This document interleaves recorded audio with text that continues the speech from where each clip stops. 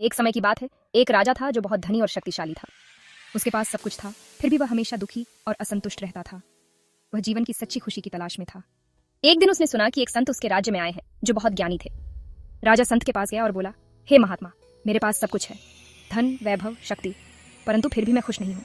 कृपया मुझे सच्ची खुशी का रहस्य बताएं। संत ने मुस्कुराते हुए कहा, राजन, सच्ची खुशी बाहरी चीजों में नहीं बल्कि भीतर की शांति में है। यदि तुम वास्तव में खुश रहना चाहते हो तो सबसे पहले अपने अंदर की इच्छाओं और लालसाओं को त्यागना होगा। राजा ने संत की बात सुनी पर वह समझ नहीं पाया। उसने कहा, महात्मा, मैं इसे कैसे करूं? मेरे पास तो इतना बड़ा राज्य है, मुझे बहुत सारे काम करने होते हैं। संत ने राजा को एक आसान उपाय बताया। उन्होंने कहा, तुम एक काम करो, कल सुबह जब तुम उठो तो अपनी प्रजा के बीच जाओ और देखो कि कौन सबसे खुश है। उनसे सीखो कि वे क्यों खुश हैं। राजा ने संत की बात मानी और अगली सुबह वह अपनी प्रजा के बीच गया।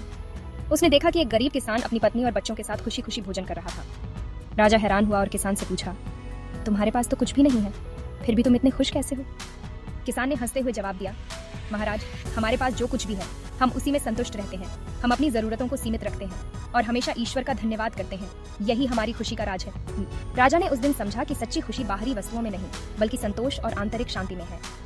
उसने संत की बातों को अपनाया और धीरे धीरे अपनी इच्छाओं और लालसाओं को त्यागना शुरू किया। कुछ समय बाद वह भी संत की तरह शांत और खुश रहने लगा।